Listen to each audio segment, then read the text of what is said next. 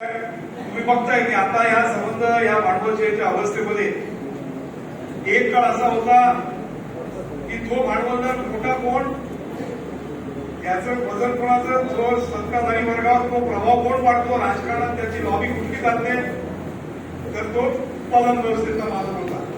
मग टाटा बिर्ला असतील किंवा आपले गिरण्यांचे मालक असतील, हे प्रोडक्शन काढायचे आणि उत्पादन काढण्याकरता म्हणून त्याला जास्तीत जास्त सवलती मिळायला पाहिजे.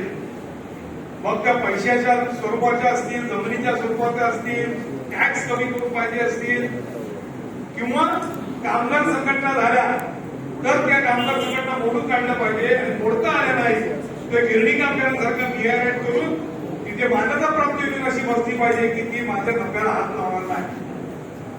अशा प्रकारचा त्यांचा सगळं वळण चाललेलं होत्या.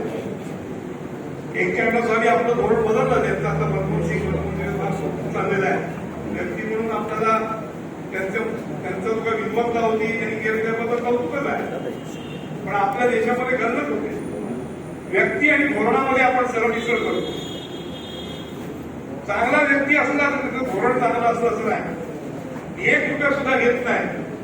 पण मी भांडवलदाराचं जर सगळं करत असेल तर आम्हाला त्याच्याबद्दल वेगळा विचार करून, व्यक्ती म्हणून तू मोठा आहे पण धोरण म्हणून तू कोण आहे याची सुद्धा कठोर तपासणी करण्याने आपला विचार आहे. असू द्या. 91 साली ते धोरण आलं आणि आज आपण इथे पाहतोय या क्रमामध्ये खूप बदल घडला. जे काही मुंबईचं स्वरूप पालटलं त्या मुंबईच्या स्वरूप पालटण्यामध्ये आता उत्पादन करणारा भांडवलदार श्रेष्ठ आहे याचा आता बदल चालत नाही.